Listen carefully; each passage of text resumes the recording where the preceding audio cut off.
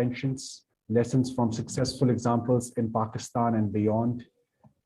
This report is an FCDO supported endeavor, and we have co-authored this with this report will be available today once this online launch is completed. And those of us who are joining us for the first time in this series, I want to touch upon very briefly. Sorry, if I can request colleagues to mute their mics.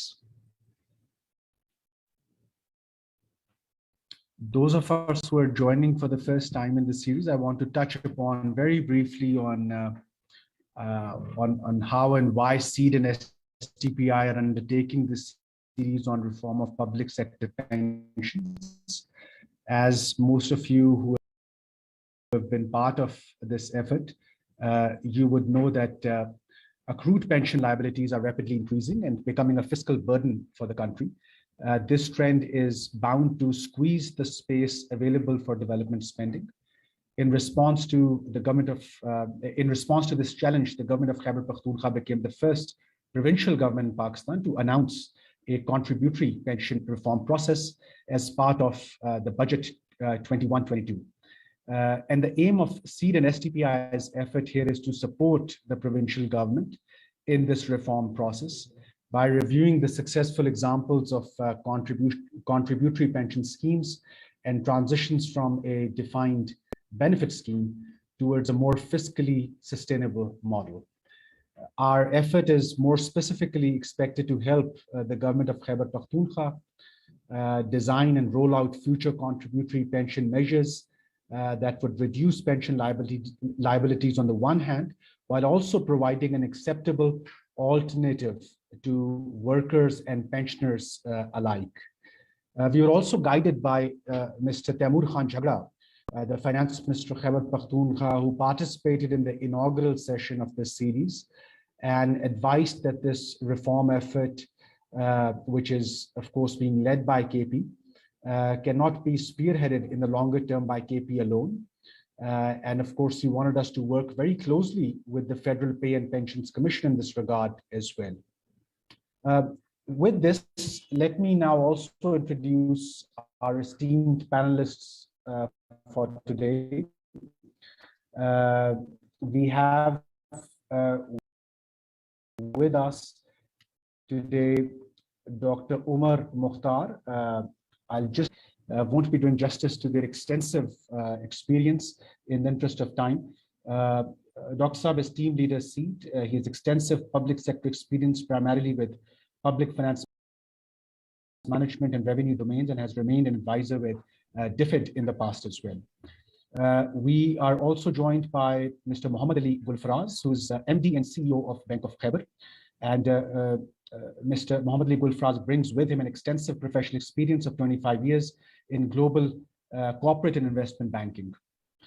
We are also joined by Ms. Rukhsana Asghar, who's member of Federal Pay and Pensions Commission, Government of Pakistan. She's also founder and CEO of Fulcrum Business Consulting and has over 30 years of experience in human resource development in Pakistan and abroad. We also have the honor of having one of the co-authors of this report with us, Mr. Zafar Masud Saab, who's President and CEO, Bank of Punjab, and Chairman, Oil and Gas Development Authority Limited. Zafar Saab has formerly been DG National Savings, ex-board member of National Bank, and has been on the committees of State Bank of Pakistan as well. We also have the honor of having with us Brigadier Retired Muhammad Ashraf Saab, who has served in the military for 35 years and is presently working on a book on pensions reform in collaboration with Pakistan's Institute of Development Economics PIDE, and has also been advocating for Armed Forces Pensions Fund. And we are also joined by Mr. Usama Bakhtiar, who's a governance and public policy professional with over 15 years of experience working with public sector reform, and also has experience of working with various provincial governments across the country as well. Currently, is also serving as advisor with the SEED project. The closing remarks for today's meeting would be given by Special Secretary Finance, Government of Khyber Pakhtunkhwa, Mr.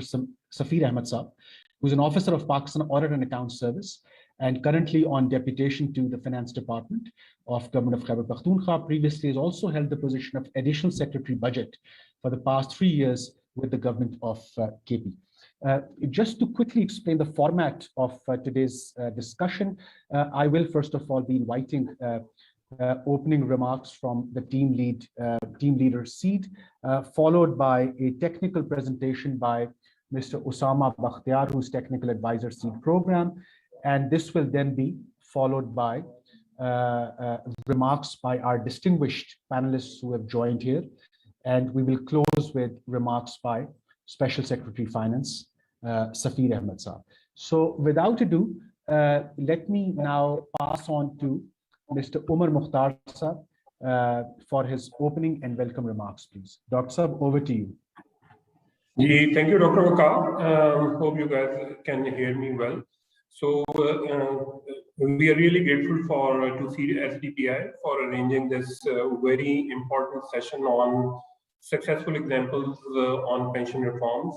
And I'm also grateful to all eminent professionals who are joining us today for this very important learning event, in which probably by the end of this session, we will have some good examples on how we should proceed forward.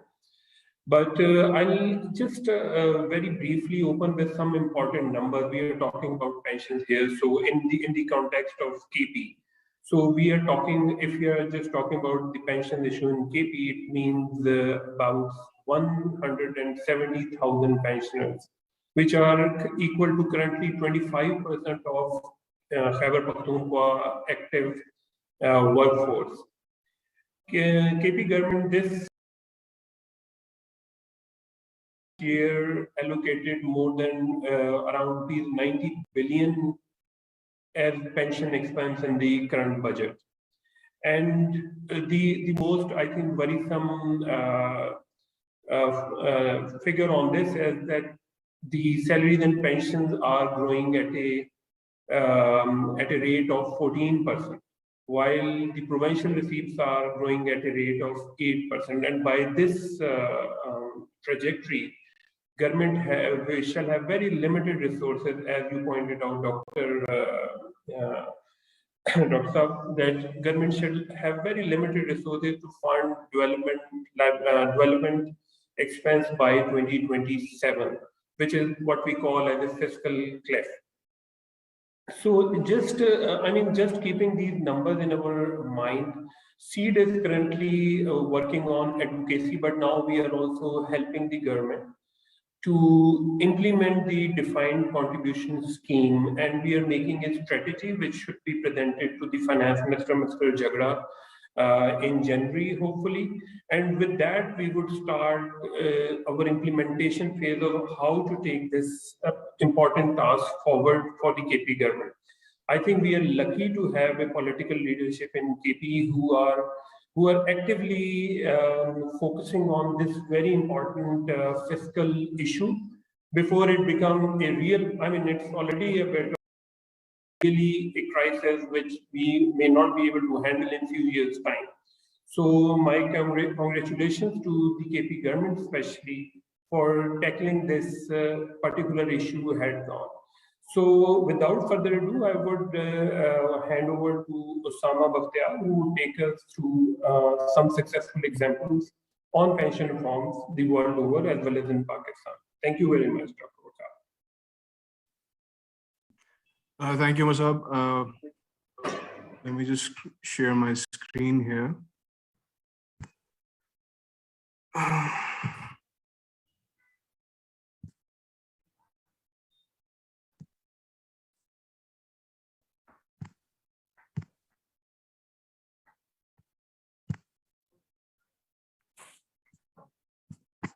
Can you all see this? Yes, we can. Right, so this is what we're here to talk about today: reform of pensions, lessons from successful examples in Pakistan and beyond. And this is the outline. Quite brief, I won't take up too much of your time. And this is what I thought we should start with. Omar has already talked about this, but it bears looking at it graphically. What we call the fiscal cliff chart. We project that the combined payments for pension and salaries will actually overtake total provincial receipts in KP by 2027. This is not to dramatize or to sensationalize this, but simply to drive home the gravity of the problem we're dealing with. It's not just KP's problem, it's every jurisdiction in Pakistan. But we won't dwell on this too much because we've already done a note on this earlier in the series. So let's not retread the same thing. Now, the GOKP, like Dr. Vaqar has said, has not been sitting idle. They're aware of the problem. They've launched a long series of steps of policy measures to address this. That includes parametric reforms to the legacy pension system. And they've also now, of course, become the first province in Pakistan to formally announce a shift towards a defined contribution scheme, brave move. And SEED has been there throughout with them since last year. We supported them in every way. And we're now also providing technical assistance for the design of the defined contribution scheme for civil servants. So where does this paper fit in? Now, with this paper, what we were trying to do is to study successful pension systems, reforms, policies, practices, institutional arrangements that we could learn from for the KP reform experience. And we looked at domestic examples. So we looked at PTET, OJDCL, EOBI, Bank of Punjab. Zafar joined us very kindly in the last webinar as well and contributed to this report. And then we also looked at pension systems in other countries, both public and private sector. And what we found were these sort of critical elements or hallmarks or must-haves, you can call them, sort of the 7 habits of highly successful pension systems. We could have called this report. So what do successful pension systems do well? What do they do best? So they manage their stakeholders and they engage them. Their contribution arrangements work. Their investment strategies are sound, are safe, and are growth oriented. They manage risks well and they regulate strongly. But how do they do that? That's what this paper is about. Let's find out. So first, a seat at the table for all stakeholders. Now, who are these stakeholders?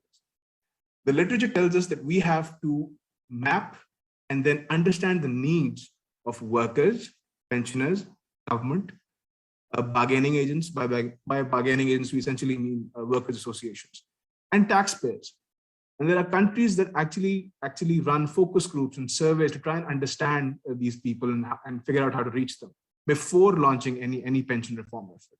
And then they engage them through what the literature calls national pension communication campaigns, NPCCs, to deliver short, simple messages on pension reform. And they usually take a phased approach to this, which is what we might want to do in KP as well.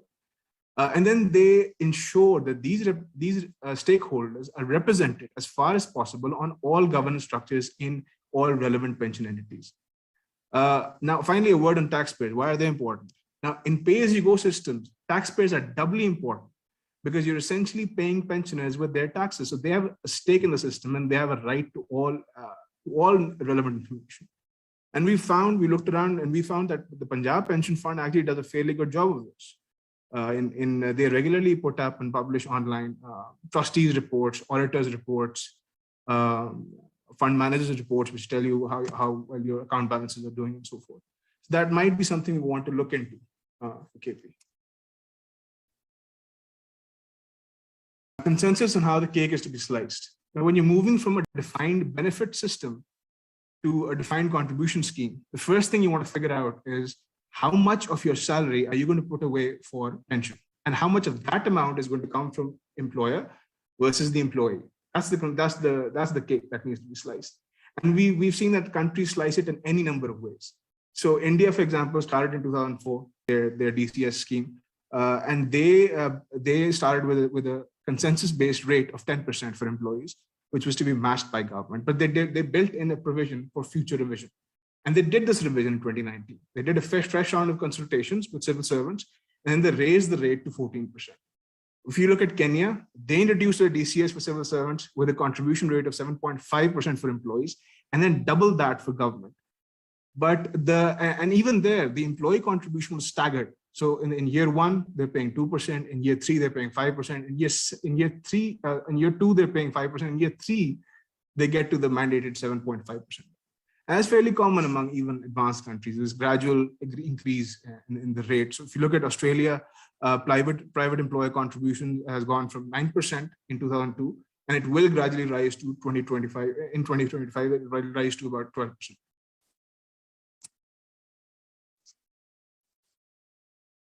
Investment management. So how does investment management work at home? If we can look at some investment management models among our provincial pension fund, which are most relevant for us. Beginning with KP, it's managed in-house by a unit within the finance department. The law actually defines a bucket of permissible investments. It's baked into the law. And there are a couple of private members on the board, which are representatives of the stock market and a vaguely defined representative of the corporate sector. And the board is also empowered to hire additional staff. The Sindh model is very, very similar to KP. The Balochistan has no private sector members on the board. Now, Punjab actually stands out in this regard. So the Punjab Pension Fund is managed by a general manager with relevant investment experience from the private sector. And she is supported by a whole team of corporate staff members. And she's also on the management committee, which is the apex decision-making body of the Punjab Pension Fund. And that committee itself has about 4 private sector members. So again, Punjab might be a model that is worth exploring for us in KP. Now, generally, asset growth in across all of these funds has not really kept pace with the growth in pension liabilities. Of course, because otherwise we wouldn't be facing the problem we're facing today. And they tend to invest conservatively, and there's not a lot of diversification. Now, let's look at how investment management happens abroad. Now, the first thing we notice is that pension funds are not really about retirement income or savings or pension anymore, even. They're major players in capital markets. So if you look at the 300 largest pension funds around the world, their assets under management as of 2019 were $19.5 trillion. So, and if you look at country examples, so we start with Canada. Now, the Canada Pension Plan is a crown agency, but it's not thought of as a sovereign fund because it operates at arm's length from the government. There's no political interference. The investment management is an in-house function, but it's managed by a team of professionals. Similarly, Australia, the Commonwealth Superannuation Corporation, it's a government agency, but it acts as a trustee. It's legally required to bring on board an external investment manager. And they have a very, very complex, very comprehensive methodology for selecting this investment manager. And generally, we see that these funds have they can invest in equity, they can invest in debt. It's quite diversified. Even foreign equity it's open. Now, a word on risk management. So when it comes to risk management, there are several globally accepted frameworks that have been developed by people over the years. So there's the Global Pension Transparency Benchmark developed by CEM Benchmarking. There's the Financial Institutions Risk Analysis Method developed by the Dutch National Bank. And what these frameworks serve to do is that they help you to assess the risk management capacity of a pension entity. And they're out there and they have global recognition, and it's based on consensus among researchers and practitioners around the world. There's also a fairly relatively new approach to managing risk of pension entities, which is risk-based supervision. Now, this approach acknowledges that supervisory authorities tend to be, well, under-resourced. And they don't have the wherewithal to manage every risk arising from every function of every pension entity. So what they do is they catalog and analyze risk and then prioritize those risks where the impacts and probabilities are high. So they can optimize their resource allocation. And that allows them actually to go beyond compliance to actually future-oriented risk management. Bottom line is we have these frameworks out there, these globally accepted frameworks out there, and we don't need to reinvent the wheel. We don't know what the institutional architecture for the new DCS scheme in KP will look like. But India had to set up a whole new regulatory authority. They actually had to set up a whole ecosystem of institutions. but also an independent regulatory authority for their new national pension scheme when they started in 2004. So we might have to set something up as well. And when we do, we will know what global best practice now says for the design and function of these authorities. And the same goes for regulation. So this is based on an OECD cross-country study, which identifies global best practices for pension regulation at the national, and it's actually also relevant at the subnational level. And it's fairly straightforward. So things like a strong, well-defined legal and regulatory regime, a strong institutional infrastructure, strong market infrastructure, good governance arrangements. And of course, if you want a strong regulator, you need it to be independent, you need it to be empowered, and you need it to be well-resourced. So what do we learn from this? How can the reform in KP benefit from all this? The first thing, stakeholder management is not just an afterthought. So even before launching anything, I suggest that we take the time and we invest the effort in identifying these people, in managing them, and in rolling out a professional communications and change management campaign to bring them on board. As far as contribution arrangements go, it's going to be ultimately a technical exercise.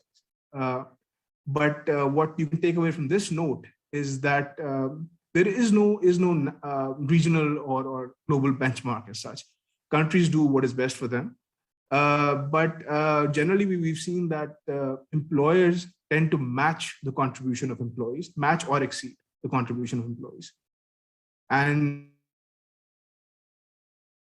it's a good idea to start low and then ramp up gradually, so you're not scaring people off.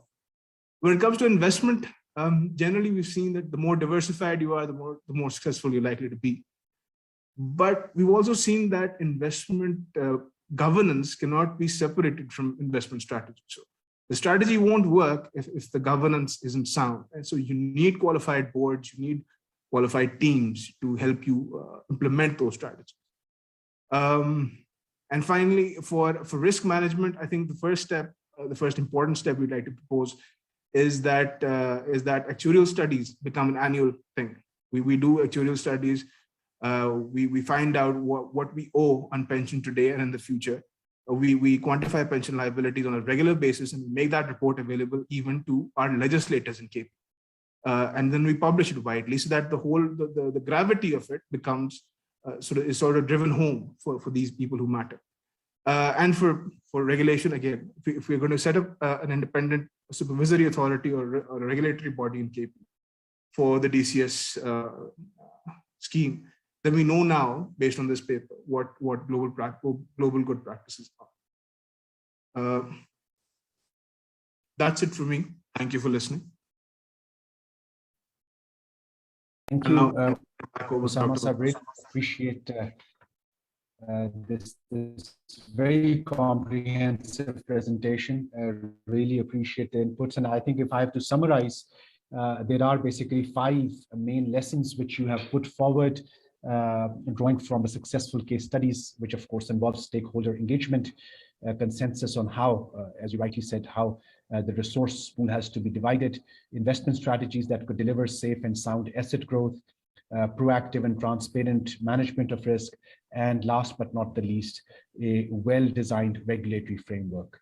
Let me now take this discussion to our esteemed panel, and we have time to really indulge in discussion before we go to Safir Saab for the closing remarks.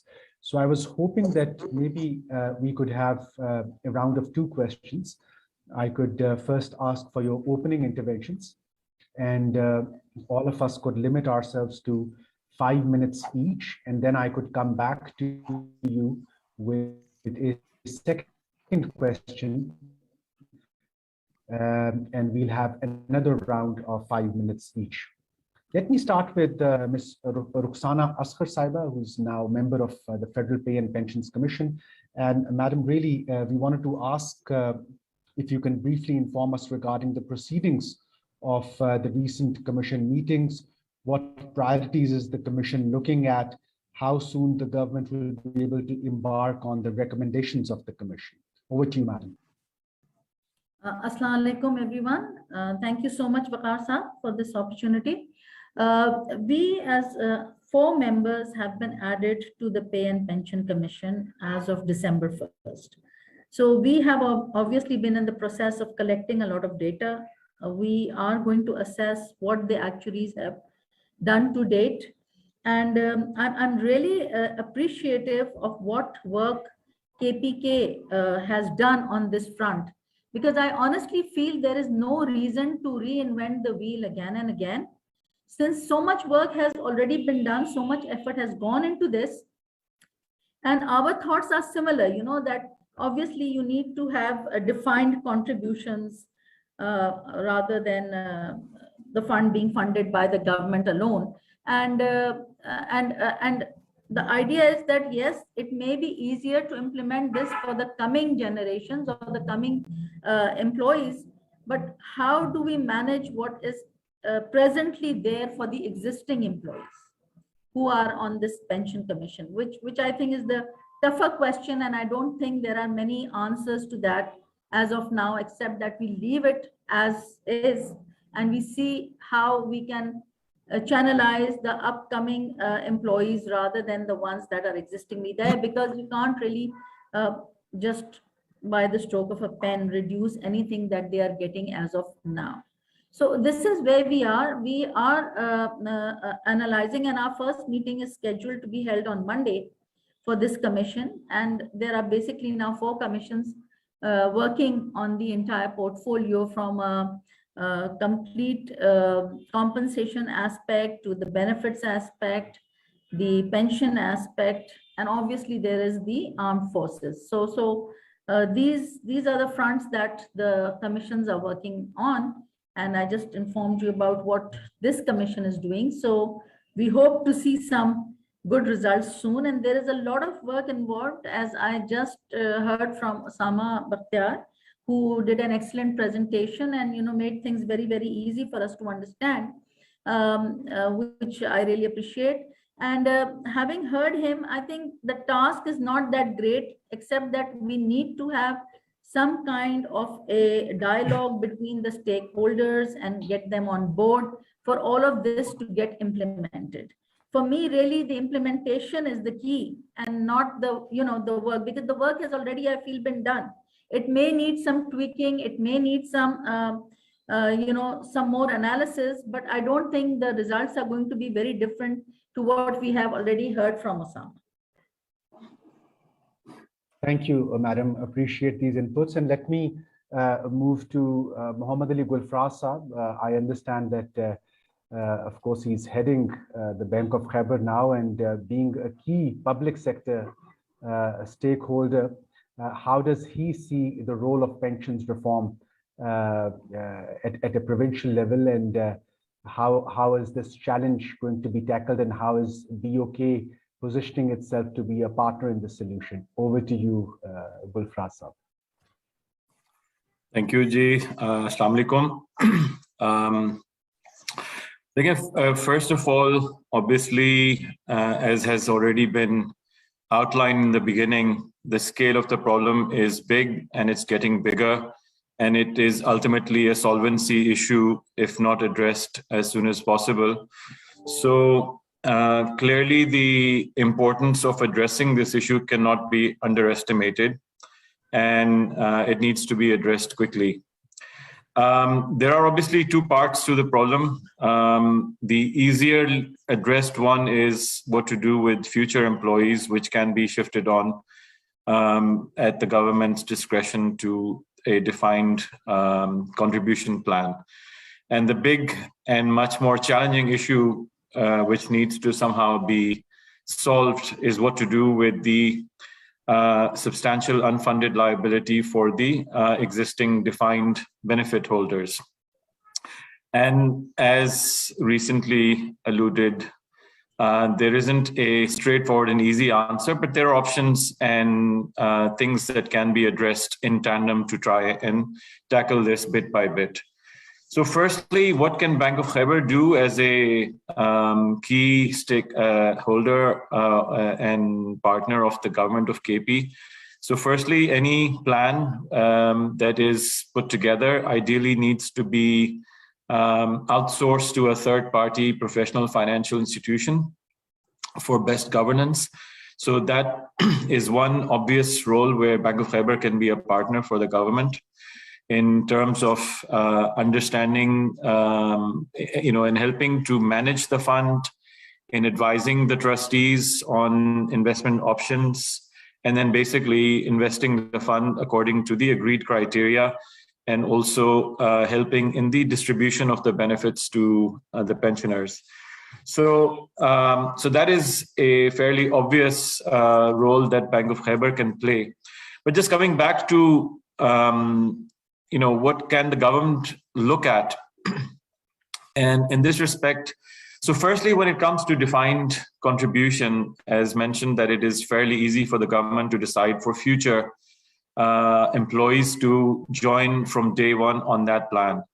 The trickier part is, can you find some tools to incentivize existing defined benefit holders to switch to the new plan, which obviously helps the government mitigate its future liability.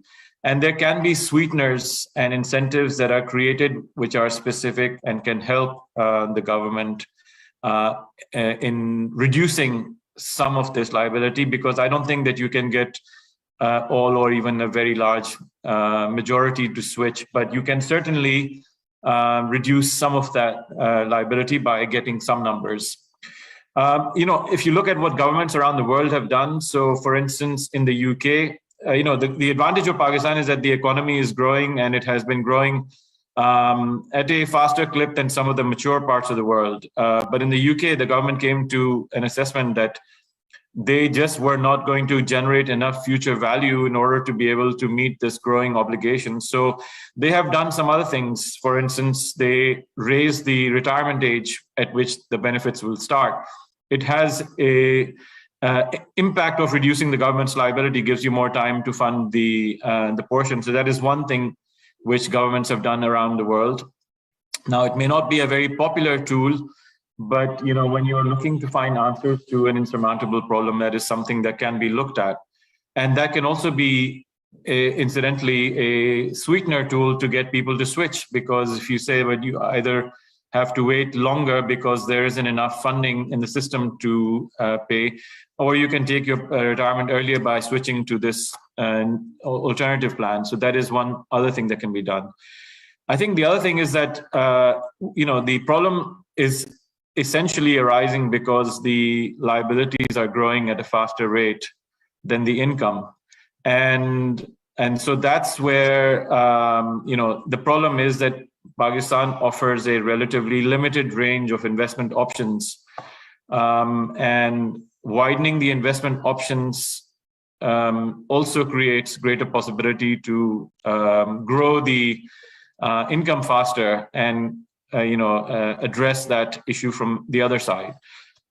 In other countries, so there was, I think, maybe reference made to the Canadian pension fund. There are certainly large pension funds in different parts of the world, and they have become sophisticated, large international investors, and they're no longer just confining themselves to the traditional investment options of government funds or blue chip equities in their home market, but they are investing internationally, and also going beyond those product categories into things like infrastructure investment and other areas. So Pakistan and government of KP can also look at the possibility of broadening the investment options while still trying to keep the asset or investment range appropriate for a pension plan.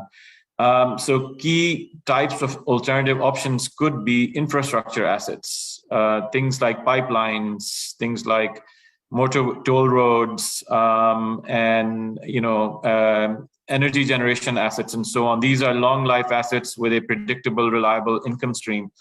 And broadening the investment options to the pension fund to higher risk, higher returns, investments like this can also help reduce the gap. There are also things like REITs, which can also generate a long-term sustainable income. So I think that the government should be also looking at investment options. And one of the other tools that can be offered to help people sort of switch is by giving them more control on their individual pension plan investment. And so using technology and a professional investment management company, you can give people some degree of control at an individual level that, based upon their personal circumstances and sort of retirement horizon, etc., that they can alter their investment options to be more in line with their objectives. So I think there are a number of things that the government can do. We are very happy to be a partner to the government in solving this very challenging issue. And clearly we have an important stake in it because it's so important to the economy of the province. Thank you. Thank you, Mohammed Gulfaraz Sahab. I think your explanation and your description of how the innovative use of public assets can sort of rescue this challenge is something which is very well noted.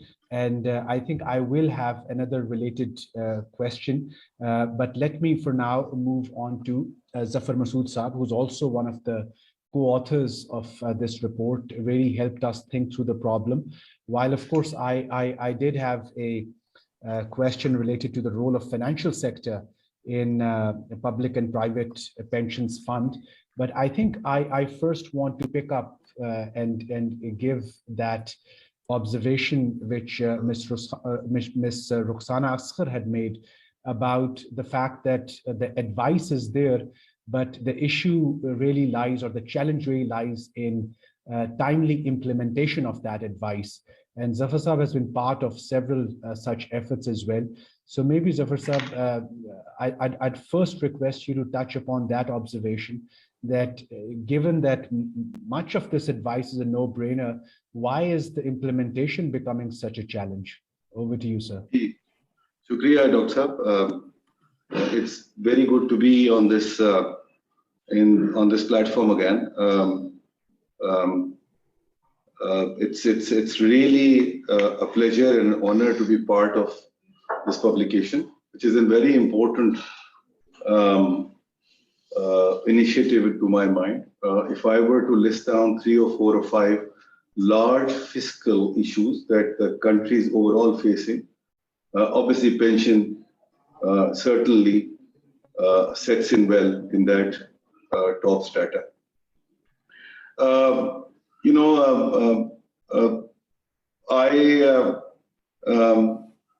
I've been saying this from day one, and I'll just reiterate it. It's really a matter of, there are solutions out there. There are examples in the first and at the outset session on this, and which resulted in this report. We did talk about various examples across the globe, and Usama Saab has already sort of recaptured all those aspects in his very succinct presentation. Everything at the end of the day boils down to the political will, and my very sincere felicitations to the government of KP and the finance minister there for taking a lead on this and taking it forward. The fact of the matter is that, in isolation, if you try and pursue this initiative, it probably will not have that kind of impact that if a coordinated effort would bring it to the force. And why I'm saying this, because, for example, in the case of KP, perhaps a reform could come through at the provincial government level to the provincial employees. But if you look at the large number of employees there, they are on deputation from the federal government as well. So until and unless you address that larger issue, which is a bigger pot of employees, you will never be able to address this issue in totality. Because this is not just one side of the equation, which is the fund side or the employee side. It is the other side of the equation as well, which is the development of capital market, and coming out with the solutions there. Unless you have a critical mass available, the motivation will be lacking for the financial sector. We can make, 20,000 suggestions, and we can make, we can talk about how important it is for the capital market to be coming out with the solutions and the products or the asset class. But fact of the matter is, until and unless there is a supply push, I don't think that the asset side would move. So therefore, which Rukhsana just mentioned, it is very critical that all the wheels will go in tandem, and then only the car will be able to get to a certain point. Otherwise, in isolation, things will stall every now and then. We have done our bit in OGDCL, and that's a template that could be replicated elsewhere. My only take on the thing is, other than political will, is the fact that we need to be a bit patient about it when it comes to pension handling of individuals.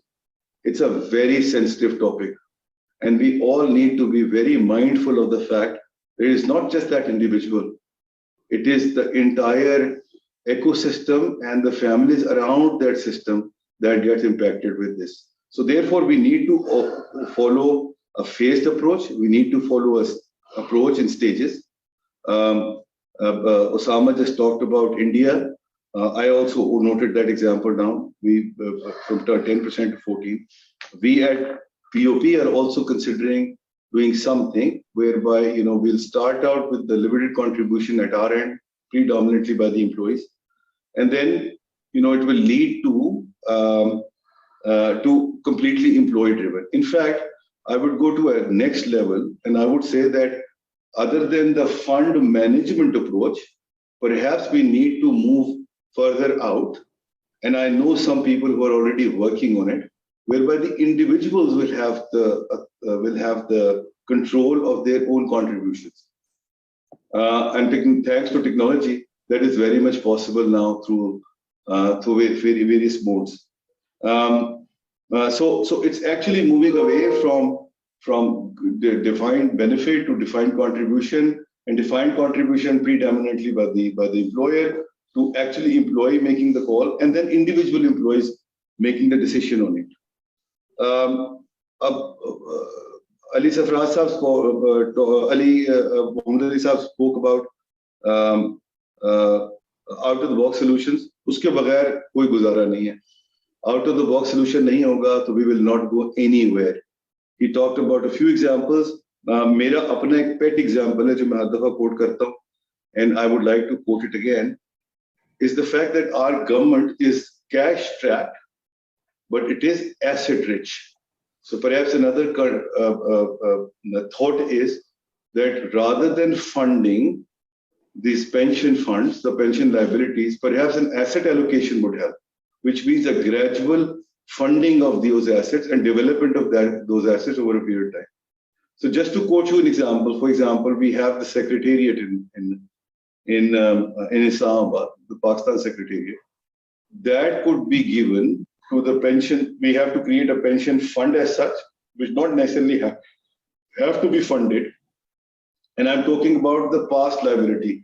Future liability, we all agree on, it has to be DC. But the past liability on DB, perhaps we need to allocate this asset, and then government start paying the interest on it. And then the asset could be used by that fund to then create more assets going into, and the government has many such assets, lined up already.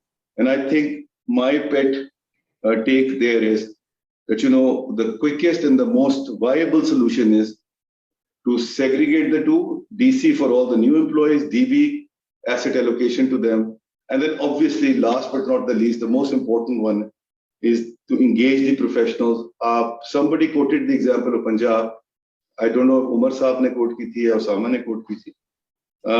Punjab mein jo hamare general manager hain, Shahnawaz, he's a very well recognized professional from the market.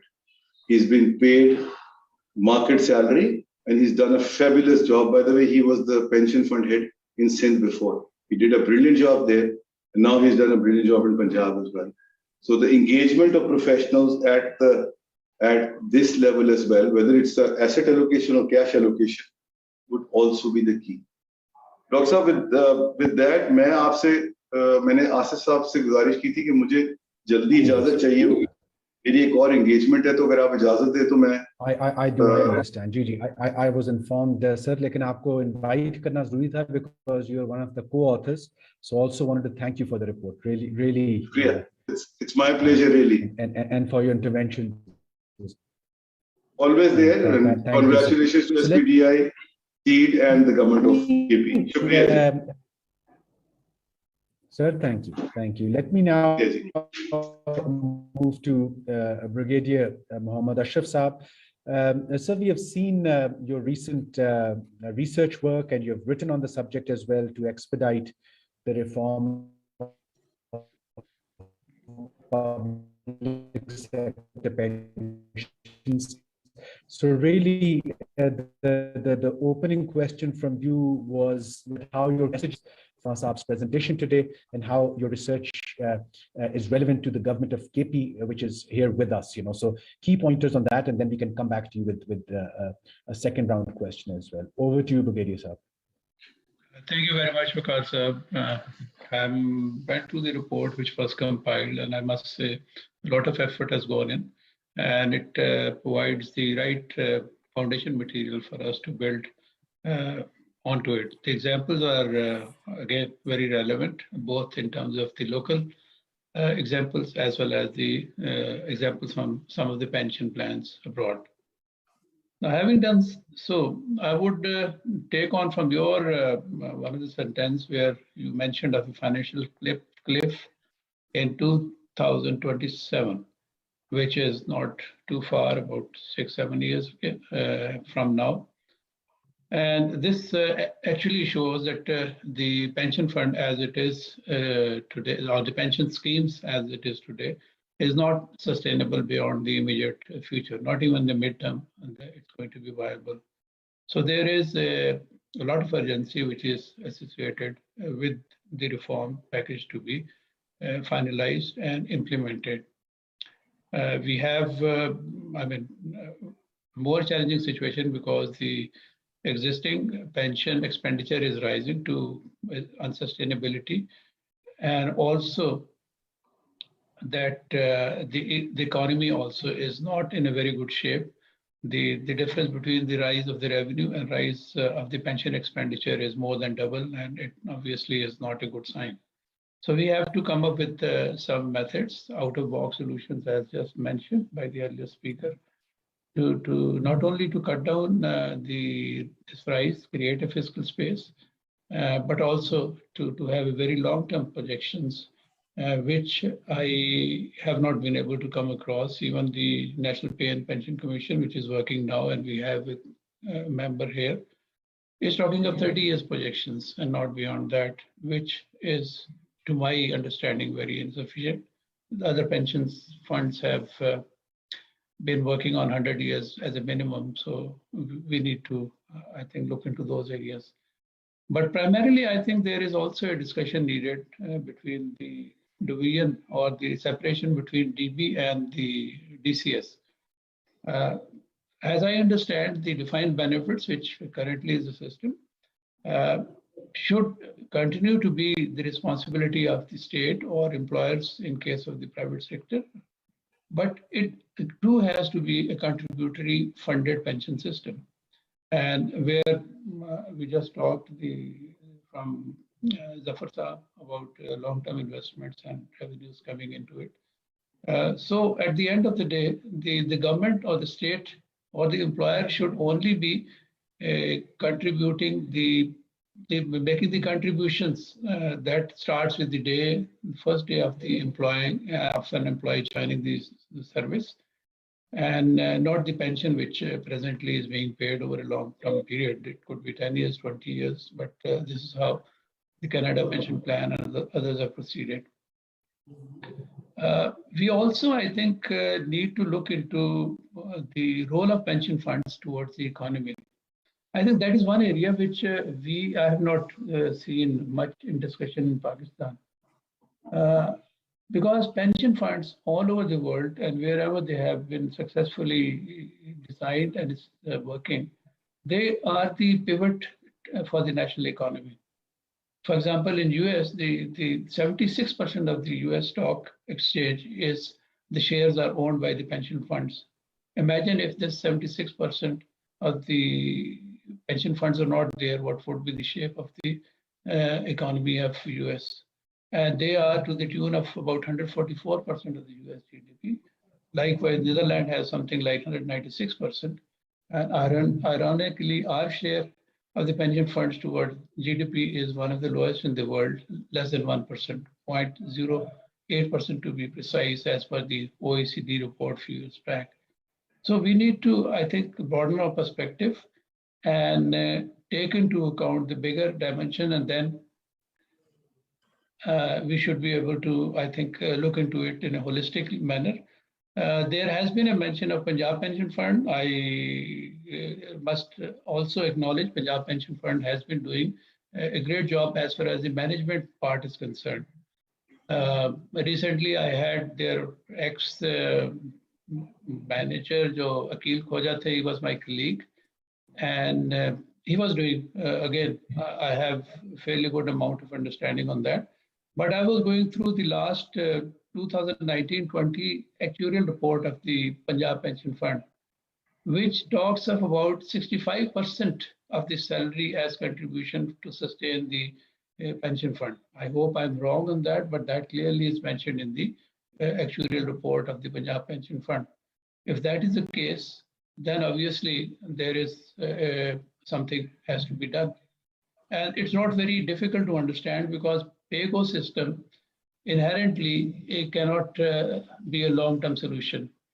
As per my own understanding and working, it is a matter of 15 to 20 years that pay-go system will run out of the contribution and liabilities will be more.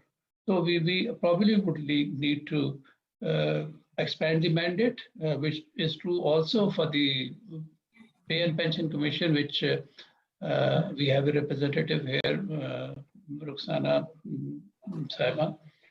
And there again, we have to talk of these things: long-term projection, defined benefits, defined contribution, responsibility. As I understand, defined benefits should be confined only to the lifetime annuity of the pensioners, and it should be funded by and contributed by the state or the employer, whereas the defined contribution system has to be funded by the employee himself, and it should include such benefits that we currently see as part of the DB, like next of kin and the children's benefits and so many other things. So there is, I think, a whole new out-of-the-box fresh look that is needed in the system. So I'll leave it this part here and maybe. Thank you, Brigadier Sir. Really appreciate these inputs, and I think a lot of experience there that you have shared with us. One of your points, I think I must take back to Ms. Rukhsana Asghar Saiba, and I think the presentation also picked upon on that. And I think we'll be very keen to know, Madam, how is the Commission engaging with the key stakeholders now? And Brigadier Sahab also talked about the provincial funds, and there's a lot of experience over there as well, and where the Commission is inviting the management of those funds for sharing of experiences.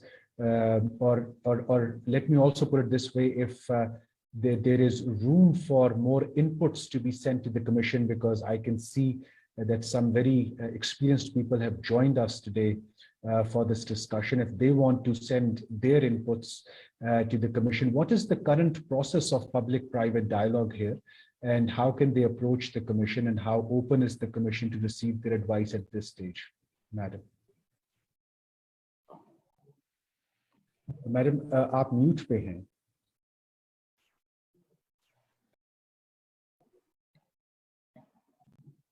Unmute कर लीजिए. Yeah, extremely sorry.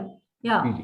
Prior to our becoming a part of the Commission or getting onto the Commission, a number of sessions, from what I understand, have been held with the key stakeholders. There have been discussions with them. I have not yet been able to see what those discussions are. So we are waiting for that to happen. But there is, again, a committee that is going to look at the key stakeholders and have a dialogue there, which will keep going till, you know, we come up with some kind of a consensus on how this is going to pan out in the future. As for input from anybody that is keen to look into this aspect, we would be more than happy to receive the input or the queries or the clarifications, or, you know, whatever they want to contribute to this, because this is not like a one-man show or anything like that. It would require all the input that we can possibly get from the relevant resources to, you know, come up with what should be the plan long term and how quickly it can be executed. Sure, madam. Thank you. And maybe just on your last point, that once yourself and other commission members submit their advice, is there a timeline that federal government will be following to implement whatever select recommendations they have picked up? Well, we have a very tight timeline. So from what I can understand is that if our timeline is short and tight, they are definitely looking at something which can quickly be rolled out. But we haven't come across any specific timelines by the government. I think this issue has been burning for a while, and as we have all heard from various panelists, I don't think one can emphasize the requirement for this to come out sooner rather than later and be implemented. Sure. Thank you, madam. And maybe one supplementary question to Muhammad Ali Gulfaraz Sahab as well. And I'm just picking up from the Q&A and the chat box some of the questions which are now pouring in. The specific question is that what financial sector reforms would be necessary to pave way for large-scale pension funds in Pakistan? And learning from the international example, is it advisable to move towards a uniform public and private pensions fund monitored by a regulator? So over to you. Okay. So firstly, as I had mentioned earlier, and some of the other panelists have also said, that pension funds in some of the more developed economies have become very professional investors. And they are now looking across a wide array of assets domestically and across the world. And they are trying to identify the best opportunities to help meet their future obligations. So within Pakistan, pension funds have so far been very limited in their investment options to, I would say, primarily government bonds and liquid government bonds and liquid sort of money market funds, etc. So the government can try to make a wider range of investments possible. As Mr. Zafar Masud had mentioned earlier, the government has assets which can be transferred to the pension funds to do part of the funding. But in, again, most developed economies, housing finance is a very substantial part of the financing landscape. And banks often originate the transactions and then they package them up and sell the large portfolios on to long-term investors, which can include pension funds as well. Again, if you have a mortgage loan with a 20-25-year life, it is an asset which matches well with a pension fund. And so in Pakistan, the government is trying to make certain legislation to be more friendly towards the growth of housing finance, things like foreclosure laws. And then also the packaging and sale of financial assets being clubbed together in large portfolios. So that is, again, one example of an action that the government can take. And there is a dire need, as we hear these days, to raise more finance and make more finance available to house buyers to fulfill their homeownership dreams. And this is one of the pockets of liquidity that can be utilized for that. This is just one other example. But otherwise, like I said, that the governments also have a need to finance large infrastructure investments with long lives. And again, pension funds can be very good investors there. The problem for us right now is that the initial funding is missing. To help with the initial funding, the government can try to allocate a part of its equity share in some of these infrastructure projects to the pension fund to capitalize some of the initial investment there. And once the returns start coming in, they can start sort of feeding into the income for the defined benefit schemes. So hopefully those are two things that can make a difference. I'm sure that there can be many other such ideas. Thank you, sir. Thank you. Brigadier Sahab, in your research, you advocate the role of pensions review working groups. Is this something which can contribute to greater stakeholder engagement, even in case of public sector pensions? Just picking up from your paper, sir, please. Thank you very much. I did talk of the pension review working group, actually, and that could be synonymous to what the National Pay and Pension Commission is doing now, but obviously with a different mandate. The mandate of the National Pay and Pension Commission, as far as the pension part is concerned, is pretty restrictive. It is more of a damage limitation exercise and not really the reforms part of it. And that is, I think, one area. And another area, I think, more important than the working group would be a regulatory authority at the national level and also at the provincial levels. And there was some mention of Indian example where the pension regulatory and development authority, regulatory authority came up with very good initiatives. And the current national pension system in India actually was promulgated or notified just 4 months and 10 days after the institution of this authority. And they have structured it very well. And you can see its growth is phenomenal.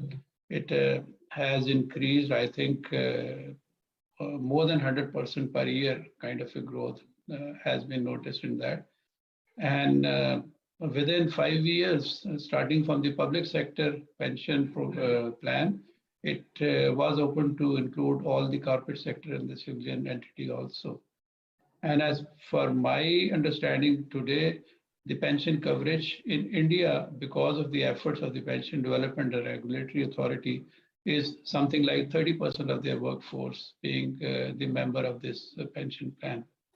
So we have to, I think, go into it. And one of the, I think, important missing link in Pakistan is the absence of a regulatory authority. SCCP is not the right place to be actually called the regulator. Likewise, the ministry itself doesn't have the role to actually be performing that. And we also, I think there is a lack of interest and commitment, I would say it very frankly, on part of the government, and that can be manifested in 1976. We came up with EOBI, and we know it has been going through all the problems, and it still is in a problem. But I am not aware if the government has ever taken a performance review and gone into correcting that thing. Likewise, the national pension system, NPS, the system, they came for the private sector in 2007, who is not doing very well, but there is no effort to reform this. And this contrasts to the example of the Canada pension plan, which actually came aware of the problems, challenges to the sustainability of the fund in 1995. And by 1997, they had constituted the Canada Pension Plan Investment Board and made a turnaround. And now it is one of the top 10 world best pension funds. So I think there is an urgent need at the decision level, at the policy level, at the government level, actually, to assume responsibility and see it in the broader perspective. Because I see the big opportunity. The pension funds are the tools which can turn around the economy, and the catastrophe which is in the making can be our greatest opportunity. So those are the things I think there's a lot more discussion which needs to be done. Thank you, Brigadier. I'll be requesting maybe if time allows, there are some questions that I may be passing on to you as well, and we have some other colleagues whom I'll be requesting to. But from the finance department, Safir Ahmed Saab has been very patiently listening to our interventions today. Let me now welcome him. And Safir Saab, one of the key contributions from the previous budget has been the various initiatives which government of Khyber Pakhtunkhwa has taken. The seed presentation just informed us a while back about many such initiatives, including a move towards the DC scheme. And really we wanted to know how is the implementation of these measures coming along, and are there any challenges, and what new measures are planned for the fiscal year 23, and if there would be any improvements over and above the previous sort of interventions which were part of the provincial finance bill. So over to you, Safir Saab.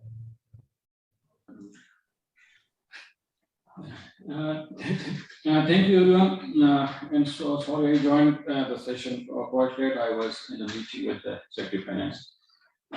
So far, pension is concerned, so all of the participants know that it's a global issue, not a national and not a provincial issue. So KP province is not an exception, and we also face the same issue. I will quote just an example.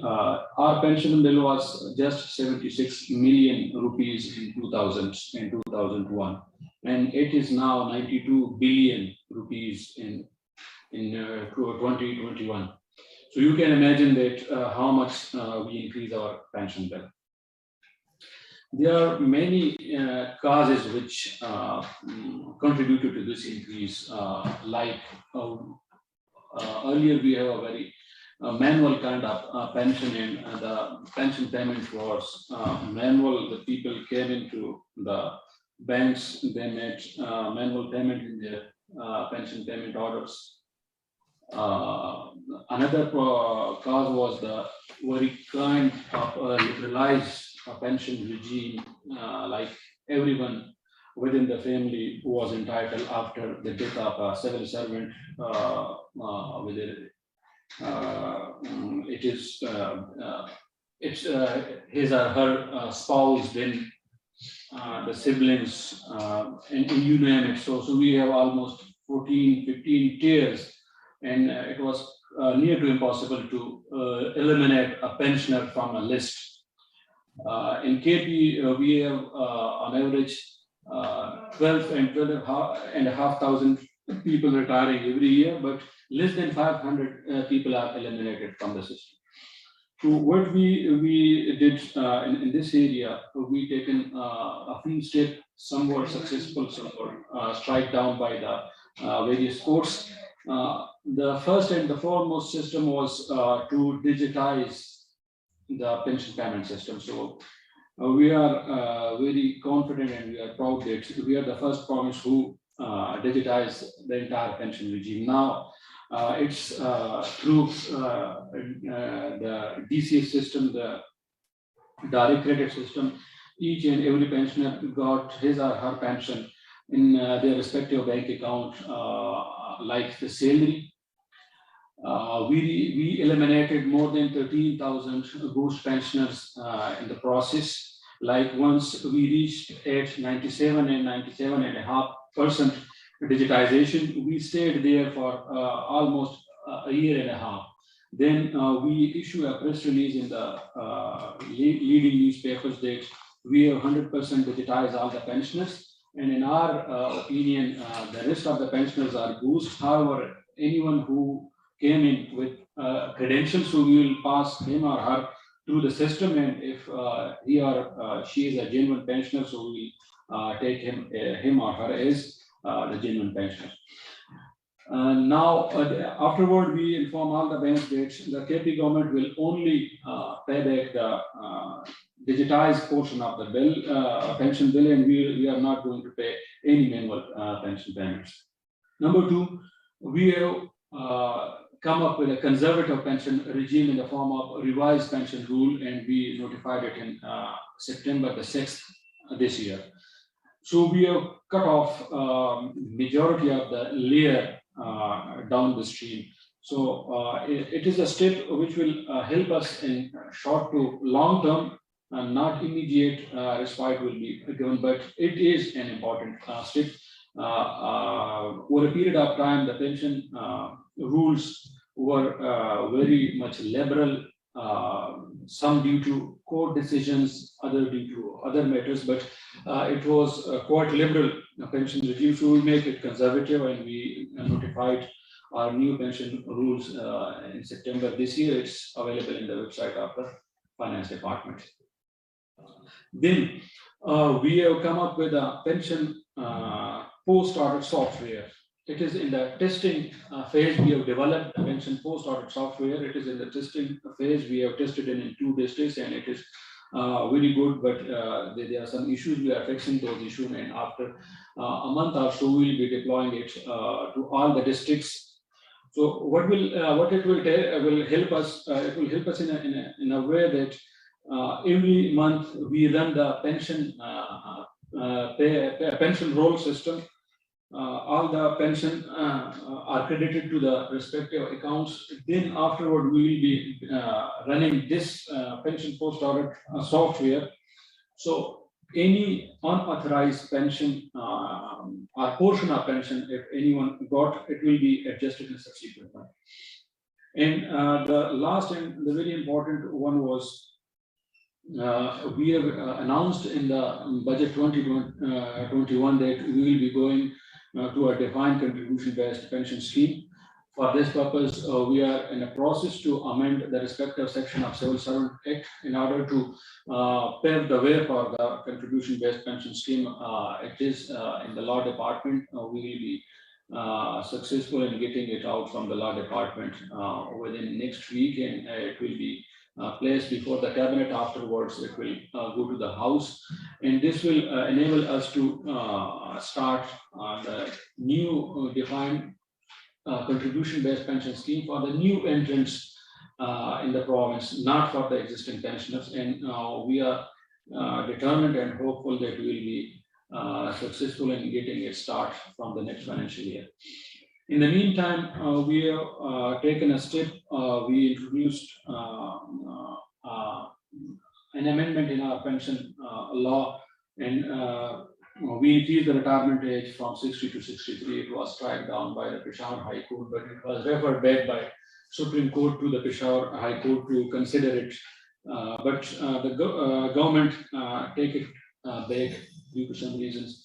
And now we are in a process to focus more on the defined contribution-based pension scheme rather on the previous 60 and 63, 60 and 63 years increase in the pension age. But in the process, we introduced another amendment. Like earlier, it was allowed for all the civil servant, they can opt retirement after 25 years of qualifying service. So the majority portion of these voluntary retirees was lower tier employees. They retired from the government service on average at the age of 46 and 47 years. So we qualified in the law that everyone who completed 25 years of service or 55 years of age, whichever come late, Now, technically, it's up to anyone who completed 25 years of service, but if he or she didn't reach to the age of 55, so he or she cannot opt for the earlier retirement. And I'm telling you that this earlier retirement percentage was over and above 40% of total retirees. So if So just a question on that point, and I think on your earlier point as well, we received a question in our chat box that while you are taking these very good measures and steps, you know, as you go along, moving towards the DC regime, is there an evaluation, an internal evaluation and learning of what you are doing? Is it resulting into intended or expected benefit or not? Is there a process of evaluating whether these measures are resulting into savings or gains or improved sustainability on the fiscal side? Is there a process of doing that? We don't have a process as of now to evaluate that the steps so far we have taken, whether they result in saving aspect due to changes and amendment in the pension rule, and we see quite hefty amount we saved due to increase the retirement in the retirement age. But since their process was rolled back and left on the government take it back, and now the retirement age is 60. But due to changes and amendment in our rules, we have the expenditure of the pension bill remained flat for the last few months. It increased in few millions, but not in billions. But you are right that right now we don't have the process to evaluate, and we intend to ask some firm to evaluate the steps so far we have taken in this regard, how much we save it in short term, and how much it will help us to save in future. Sir, thank you very much, and I will come back to you very shortly for closing remarks as well. But meanwhile, I do see that Dr. Alia Khan has joined us, of course, former professor of economics and former member, Prime Minister's Economic Advisory Council. Really wanted to bring her here, given that she has seen many such efforts in the past. And Dr. Saib, if we can have quick intervention from your side. Yes, thank you, Vaqar. My question is that, as I understand, the reform cannot be applied retrospectively. It will only be for prospective entrants. So how does the KP government envision dealing with the present fiscal burden of the present pool of pensioners?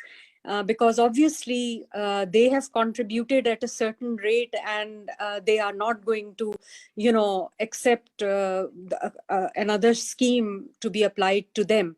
So that is one question. And the second is about EOBI. Now, this pension reform is, as I understand, for the government servants. What about the issue of EOBI? Because EOBI is still a federal entity, and according to the Council of Common Interest, it will continue to be a federal entity, as I understand. So, that is another question. And another quick one, is there any thought about social pensions? Because the majority of the workforce is in the informal economy. And I mean, I'm asking this because we at the Mazdoor Ka Ehsaas unit under the Ehsaas program are working on that issue. So what is the KP government's vision about expanding the coverage of pensions to include workers in the informal economy, as India has done? Thank you very much, Vaqar. Dr. Zafar, thank you very much for your inputs. Regarding the EOBI, in fact, our previous report it carries a very brief sort of analysis on that, and I'll be happy to pass on the link to you. But on your other 2 points regarding how KP the government would be protecting the interests of current workers, as well as your point on the social pension, I'll request Safir Saab, and maybe if Usama Saab also wants to come in later. Safir Saab, please. Thank you, Vaqar. As far as the protection of workers is concerned, so we are working on a defined contribution pension scheme for the civil servants right now. But we have studied country system, including Indian, Sri Lankan, and in the region as well as in the developed economies. And I will quote an example from India. Like in India, there are backgrounds different. Sorry. Gigi, please continue, Safir sir. In India, they have a pension system for general masses. Everyone from the age of 18 up to 59 is eligible to contribute. They contribute 1,000 Indian rupees per month. And after superannuation, like after 60 years, they got 40% gross amount along with growth. They didn't deduct any kind of tax. And the 60%, the tax is deducted from the remaining 60%, and they hand it over to the insurance company, and that insurance company then insure to provide monthly pension to the people. So this is at the idea and the inception stage in our government, and we are discussing it.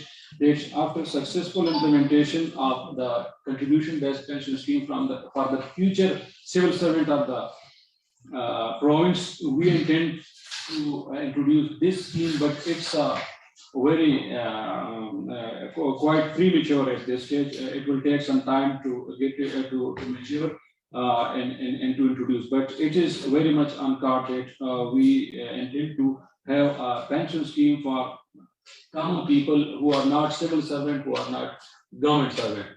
And I'm also I want to add another point, like we have a major portion of the people who are civil servant, but there are people who are working in our authorities and body corporate and special purpose authorities. So there we started contribution-based pension scheme right from 2012 and 13.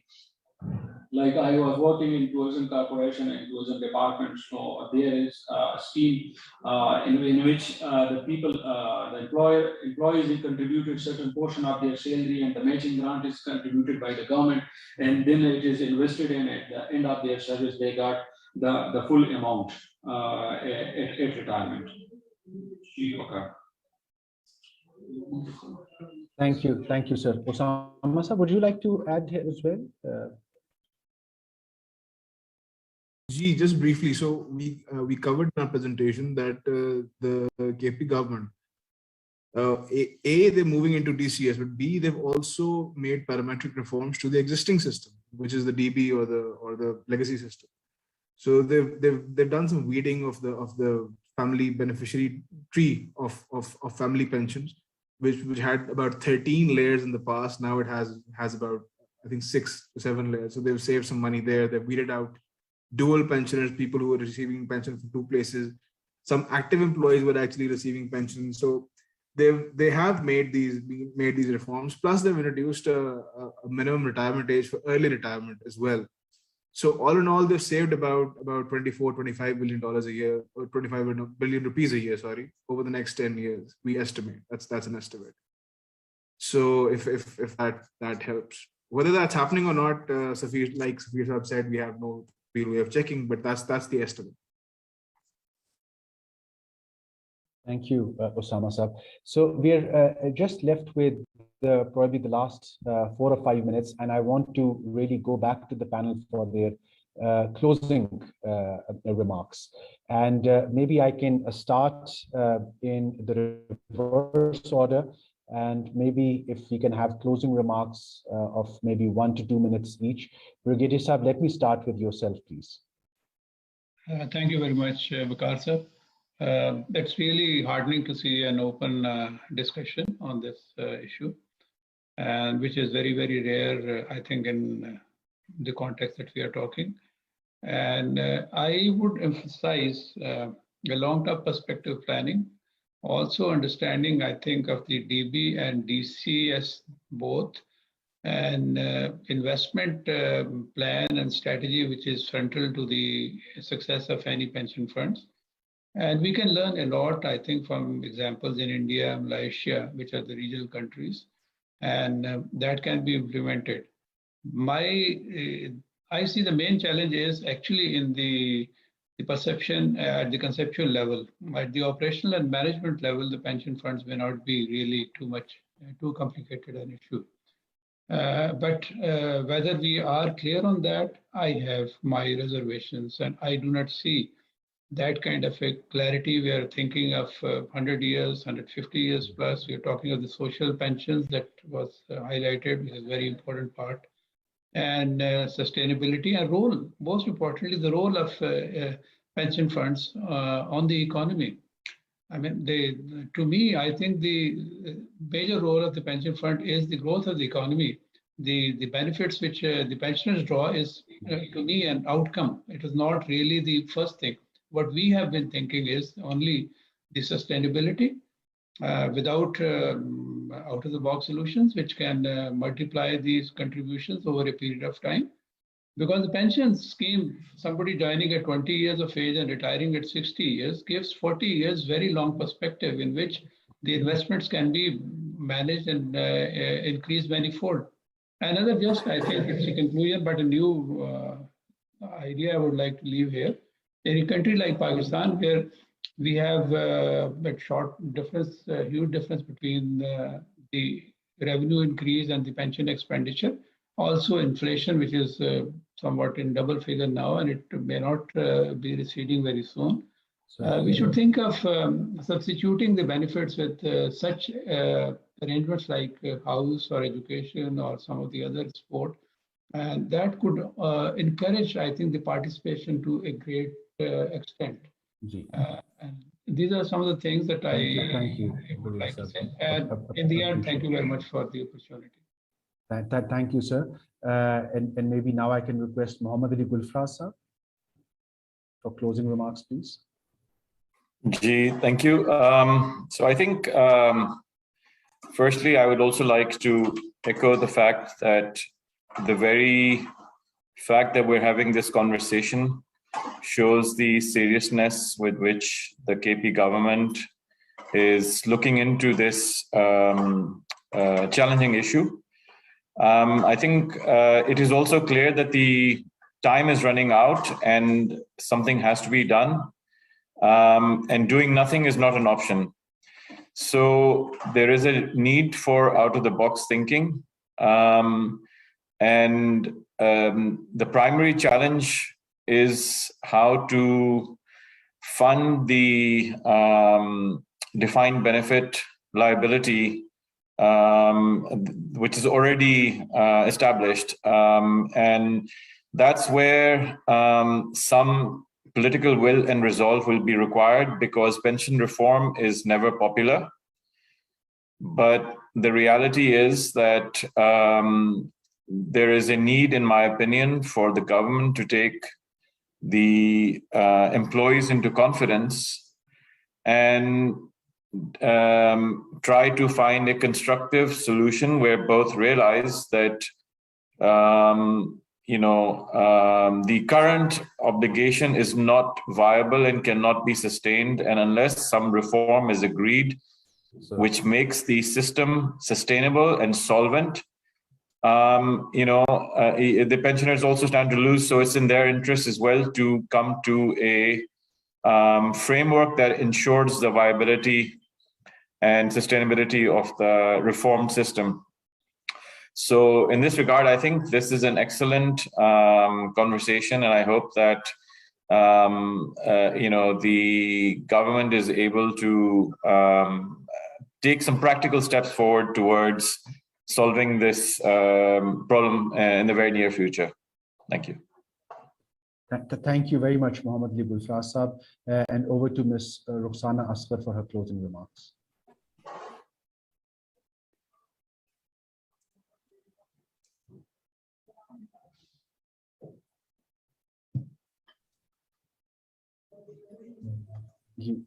Madam, can you unmute yourself? Sorry. Yeah, I would like to congratulate the KPK government on their outstanding efforts on this pension front. I think it's very heartening to see that all of us realize the problem. Now the challenge is that after realizing what is it that can be implemented and where we can see some long-term results from this. That is the challenge.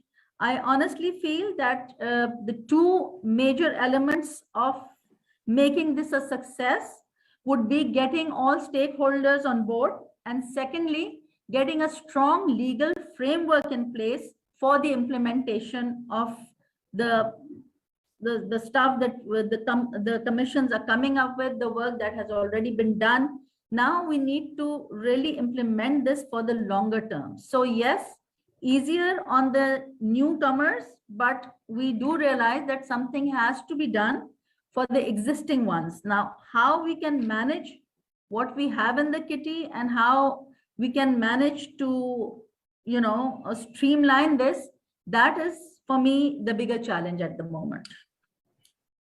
Thank you so much.